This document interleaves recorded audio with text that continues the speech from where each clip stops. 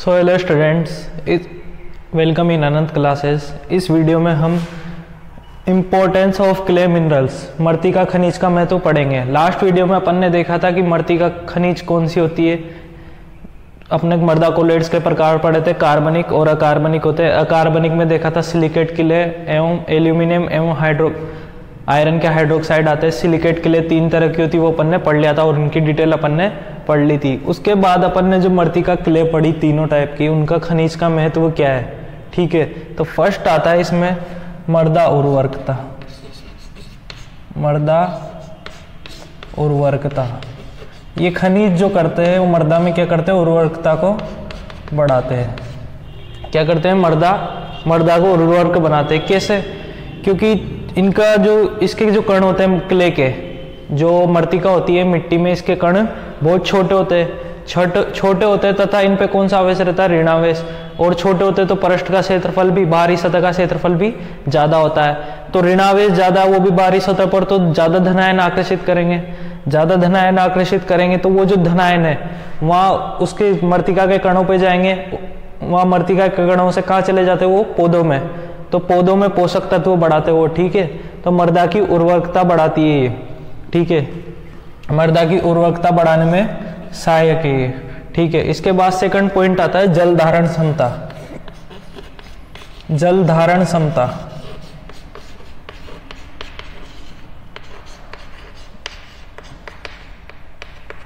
अब जल धारण क्षमता क्या है। मैंने आपको कल बताया था कि जिस मृतिका का कण, इसके कण बहुत छोटे होते हैं। ठीक है, और इसमें क्या होते हैं, जो पोरस होते हैं, सारंध्र जिन्हें बोलते हैं, वो भी बहुत छोटे होते हैं और सतह क्षेत्रफल ज्यादा होता है। अब पोरस बहुत छोटे होंगे, छोटे छोटे इनमें पोरस होंगे, तो जितने ज्यादा छोटे छोटे पोरस होंगे उतनी इसकी जल धारण क्षमता ज्यादा होगी। तो ये क्या करते हैं, इसमें क्या होता है, सारंध्र छोटे होते हैं, सारंध्र छोटे होते हैं तथा कण कैसे होते हैं, इसके महीन कण। मृतिका के कण कैसे होते हैं, महीन कण होते हैं, और इसके सारंध्र क्या होते हैं, छोटे। सारंध्र छोटे होने के कारण क्या करेंगी, जल ज्यादा अवशोषित करेगी। जल ज्यादा अवशोषित करेगी। अब जल ज्यादा अवशोषित करेगी तो इसकी जल धारण क्षमता क्या करती है, बढ़ा देती है मिट्टी की। ठीक है, अब जल धारण क्षमता ज्यादा क्या होगी तो पौधों के लिए आवश्यक जो पानी होता है वो ज्यादा मात्रा में मिलेगा। ठीक है, और साथ में ये जल ज्यादा अवशोषित करेगी तो जल, जैसे मान लो ये मिट्टी, इस पे से जल बह रहा कहीं भी बरसात का, तो सोख लेगी इसको, तो जल का वेस्टेज भी कम होगा। ठीक है, तो जल का निक्षालन भी कम होगा, जल वेस्टेज को रोकेगी, पौधों के लिए आवश्यक जल प्रदान करेगी। आवश्यक जल जो रिक्वायर होता है वो ज्यादा शोषित करेगी, ज्यादा शोषण। ठीक है, और जो जल का निक्षालन, मतलब जल वेस्ट हो रहा है, जल बह के निकल जाए, उससे अच्छा वो जल सोख ले, तो जल निक्षालन को रोकती है। जल निक्षालन को रोकती है। मृतिका के कार्य सभी है। उसके बाद थर्ड आएगा धनायन विनिमय। धनायन विनिमय, धनायन विनिमय करती है मृतिका। कैसे, देखो अभी मृतिका की सतह पर कौन सा आवेश होता है, ऋणावेश होता है। तो कौन सा आवेश आकर्षित करेगी, धनावेश आकर्षित करेगी। अब कल मैंने आपको एक बात बताई थी, जो भी यहाँ धनावेश इसकी सरफेस पर रहते हैं वो अस्थिर होते हैं। मतलब ये जो धनावेश है ये दूसरे धनावेश इनको प्रतिस्थापित कर सकते हैं। ठीक है, तो यहाँ पे क्या होता है, इनों का धनायन विनिमय ज्यादा होता है, उसको क्या बोलते हैं, धनायन विनिमय।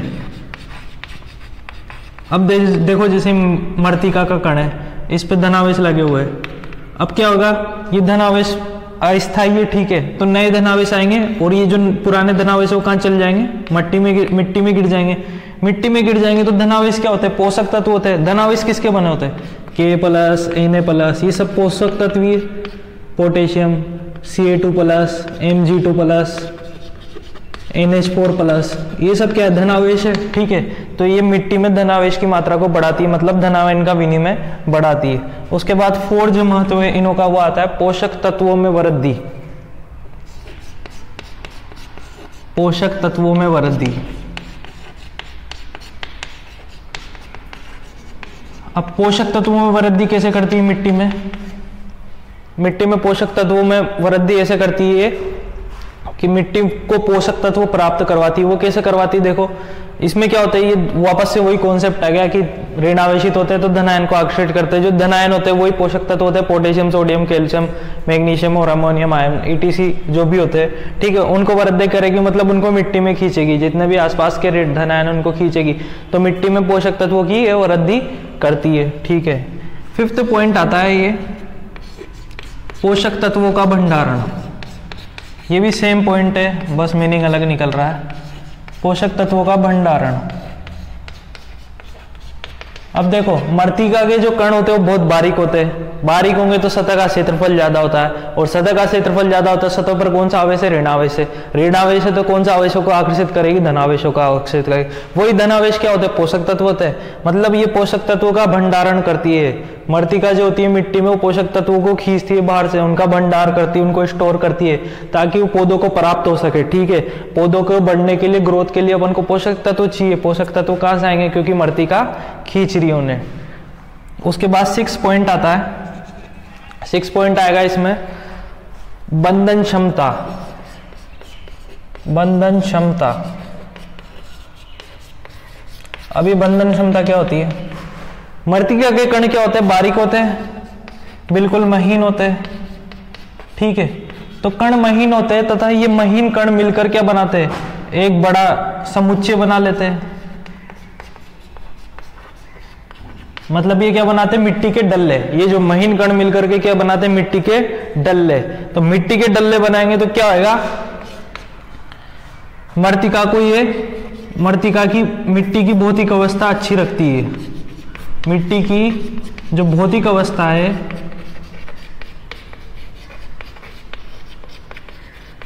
भौतिक अवस्था बरकरार रखती है, ठीक है। जैसे मान लो महीन कण है, अभी बारीक बारीक कण मिलकर मिट्टी के साथ बड़ा डल्ले डल्ले बना लेते हैं, जिससे क्या होता है? मृत्तिका को भौतिक अवस्था मिल जाती है, उसको एक फिजिकल स्टेट मिल जाती है, जिससे उसका आकार बना रहता है, ठीक है। और वो इसके लिए जरूरी है ताकि मृदा का क्षरण कम से कम हो, ठीक है। तो ये वर्क होगी इसके मृत्तिका खनिज का महत्व। टॉपिक है कार्बनिक मृदा कोलोइड। तो कार्बनिक मृदा कोलोइड में क्या देखा था? वो किस तरह के होते हैं? इनमें क्या पाया जाता है? ह्यूमस। अब ह्यूमस क्या होता है? ये ह्यूमस, ये ह्यूमस क्या होता है? ये गहरे भूरे रंग का, किस रंग का होता है? गहरे भूरे रंग का, भूरे रंग या काले रंग का, या काले रंग का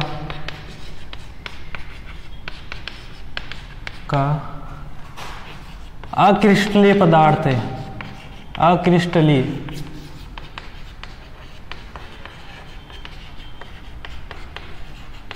कैसा होता है ये? मिट्टी में जो ह्यूमस होता है ये गहरे भूरे रंग का या काले रंग का अक्रिस्टलीय। सिलिका में तो क्या कहता था? वो अपन ने क्रिस्टलीय इकाइयों से, उसके कण किससे बने होते? क्रिस्टलीय इकाइयों से बने होते। लेकिन ये क्या होता है? गहरे भूरे रंग का या काले रंग का अक्रिस्टलीय पदार्थ है, ठीक है, जो कि जटिल पदार्थों से मिलकर बना होता है, जो कि जटिल तत्वों से बना होता है, जटिल पदार्थों से बना होता है।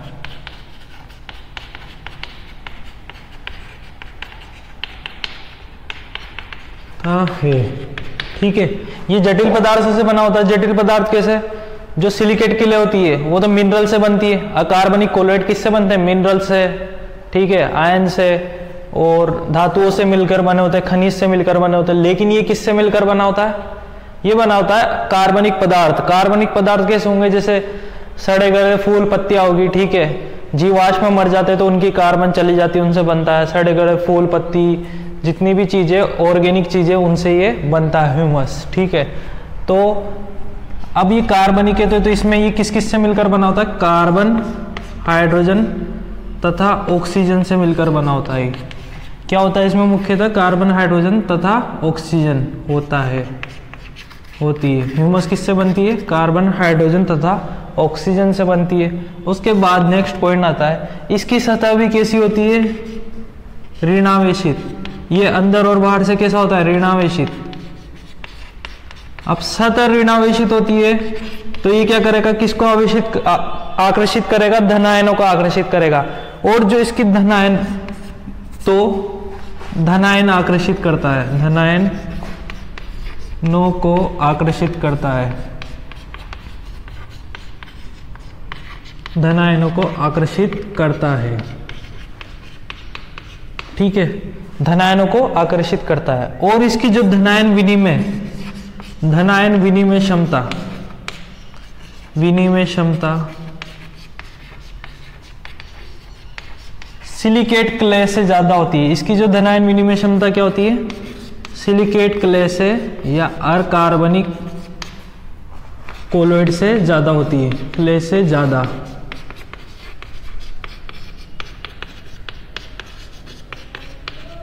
और इसकी जल धारण क्षमता भी क्या होती है? ज्यादा। जल धारण क्षमता इसकी ज्यादा होती है। इसमें क्या होती है? जल भी ये धारण करता है। ठीक है, जल धारण क्षमता भी ज्यादा होती है। अंदर की सतह कैसी होती है? ऋणावेशित होती है। तो कैसे आयनों को आकर्षित करेगी? धनावेशों को। और वो धनावेश कौन कौन से होते हैं? जो धनावेश को आकर्षित करती है। कैसे धनावेशों को आकर्षित करती है? इसकी सतह पर कौन से धनावेश होंगे? सतह पर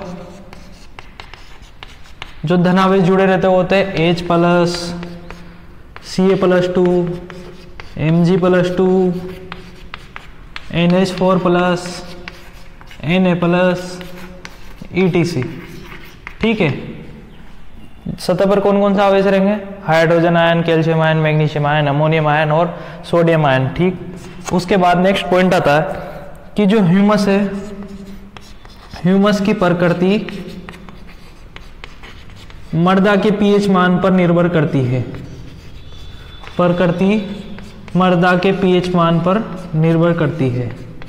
ह्यूमस की प्रकृति किस पर निर्भर करती है? मृदा के पीएच मान पर। ह्यूमस की प्रकृति मृदा के पीएच मान पर निर्भर करती है। ठीक है, अब ह्यूमस की प्रकृति मृदा के पीएच मान पर कैसे निर्भर करेगी?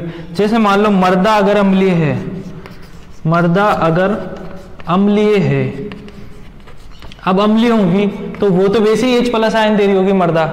और अगर मृदा अम्लीय होगी तो इसकी सरफेस पे जो H+ आयन होंगे उनको क्या वो विस्थापित कर पाएगा? क्या नहीं कर पाएगी। तो क्या है? इसको ह्यूमस की सतह पर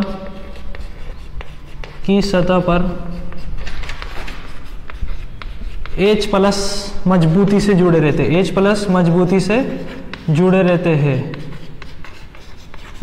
जुड़े रहते हैं, जिनको कि विस्थापित दूसरे आयन, जितने भी धन आयन है, दूसरे आयन, जब अगर मृदा अम्लीय तो ह्यूमस की सतह पर कौन सा आयन रहेंगे? H+, वो भी कैसे मजबूती से जुड़े रहेंगे, जिनको कि दूसरे धन आयन विस्थापित नहीं कर सकते। अगर मृदा क्षारीय हो, अब क्षारीय मृदा क्या देगी? OH- देगी। देखो ये ह्यूमस है, इसकी सतह पर H+ आयन है बहुत सारे। ठीक है, ये खुद तो ऋणावेशित रहती है यहाँ पर, यह सतह पर किसको आकर्षित कर लेंगी? H+। अगर ये अम्लीय होगी मृदा तो ये ह्यूमस के H+ आयन को रिप्लेस नहीं कर सकता अन्य धन आयन। लेकिन अगर क्षारीय होगी मृदा तो वो क्या देगी? OH-। तो यहाँ से ये OH को ऐसे बॉन्ड बना के H2 करके निकाल लेगी। और ठीक है, और यहाँ पे जो वापस से ऋणावेश बच गया तो ऋणावेश को अन्य आवेश जो भी आकर्षित हो सकते हैं, Ca+2, Mg+2, जितने भी वो अन्य आवेश इजीली आकर्षित कर सकती है। तो मृदा क्षारीय है तो H+ इजीली आयनित हो जाता है। शॉर्ट में लिख देता हूँ, इजीली आयनित हो जाता है। ठीक है, ये आपको आ गया होगा समझ में। नेक्स्ट टॉपिक है ह्यूमस का मृदा में महत्व। जो भी अपन ने ह्यूमस पढ़ा अभी, उसका मिट्टी के लिए क्या महत्व है वो अपन देखेंगे पॉइंट वाइज। तो फर्स्ट आता है इसमें मृदा संरचना।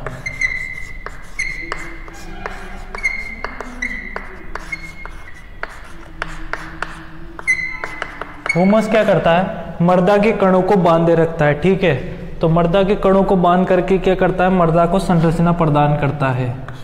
मृदा कणों को बांधे रखता है। मृदा कणों को क्या करता है? ये बांधे रखता है। मृदा कणों को बांधे रखता है, जिससे कि मृदा को क्या मिलती है? संरचना मिलती है। दूसरा, मृदा ताप। मैंने अभी आपको बताया था कि ह्यूमस क्या होता है? काले रंग का होता है या फिर गहरे भूरे रंग का होता है। तो काले रंग के होने के कारण, अब कोई भी काली चीज ज्यादा सूर्य की जो ताप रहती है उसको क्या करती है? ज्यादा अवशोषित करती है। काला रंग के होने के कारण ये मिट्टी के ताप को बढ़ाता है। मिट्टी के ताप में वृद्धि करवाता है। ठीक है, कैसे? काला रंग होगा तो ज़्यादा सूर्य की किरणों को अवशोषित करेगा, जिससे कि मिट्टी का ताप बढ़ जाएगा। ठीक है, जो कि मिट्टी के लिए बहुत जरूरी है। थर्ड होता है जल धारण क्षमता। जो ह्यूमस होता है, इसकी जल धारण क्षमता क्या होती है? बहुत अधिक होती है। ह्यूमस की जल धारण क्षमता क्या होती है? बहुत अधिक। अब बहुत अधिक होगी जल धारण क्षमता, तो ये क्या करेगा? मिट्टी में जल को ज़्यादा सूखेगा तो मिट्टी में जल ज़्यादा से ज़्यादा पौधों को मिलेगा, और मिट्टी में जल से निष्कालन यानी जल का वेस्ट कम करेगा। ठीक है, फोर्थ पॉइंट आएगा सुगठ्यता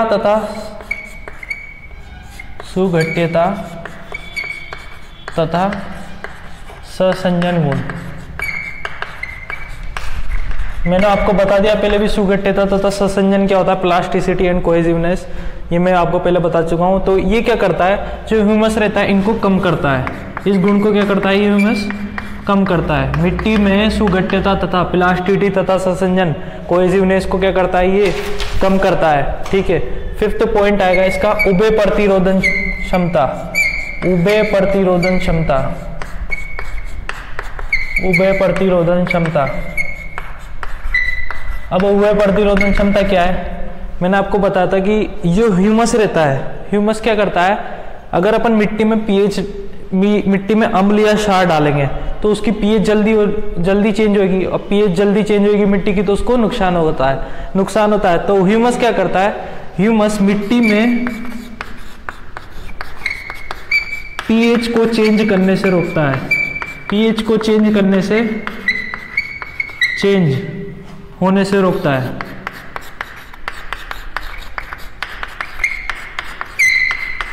अब अपन मिट्टी में अम्ल या क्षार मिला दे, अम्ल या क्षार डालने पर, अगर अपन मिट्टी में अम्ल या क्षार डाले, कुछ भी डाले, क्षार डाले, तो ह्यूमस का क्या होता है, ये मिट्टी की पीएच को चेंज होने से रोकता है। ठीक है, अम्ल या क्षार डालने पर ह्यूमस मिट्टी की पीएच को चेंज होने से रोकता है।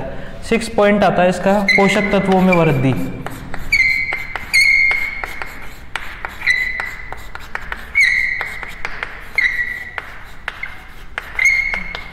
अब पोषक तत्वों में वृद्धि कैसे होता है, ये खुद तो ऋणायन होता है, तो इसकी सतह पर ज्यादा मात्रा में धनायन अधिशोषित होती है। जो धनायन होते हैं वही पोषक तत्वों की तरह किस में जाते हैं, पेड़ पौधों में जाते हैं। ठीक है, तो मिट्टी में क्या करता है, पोषक तत्वों में वृद्धि करता है। ये इसके 6 पॉइंट हो गए। अब हमारा नेक्स्ट टॉपिक है अकार्बनिक एवं कार्बनिक कोलाइडों में अंतर। जितने भी अपन ने कार्बनिक एवं अकार्बनिक कोलाइड देखे तो उनमें क्या क्या अंतर है, तो सबसे फर्स्ट अंतर आएगा, ठीक है, अकार्बनिक इधर लिख देता हूं मैं, अकार्बनिक कोलाइड और इधर लिख देता हूं मैं कार्बनिक कोलाइड, कार्बनिक कोलाइड।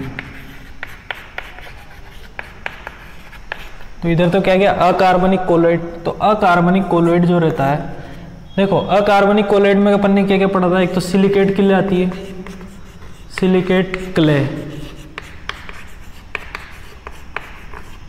और क्या आता है इसमें सिलिकेट क्ले के अलावा एल्यूमिनियम तथा आयरन के हाइड्रोक्साइड, एल्यूमिनियम तथा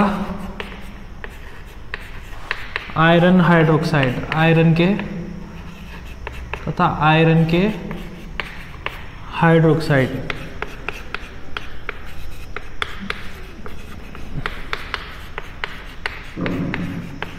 कार्बनिक कोलाइडों में क्या आता है, ह्यूमस आता है ओनली। तो कार्बनिक कोलाइडों में क्या आएगा, ह्यूमस। ये हो गया फर्स्ट।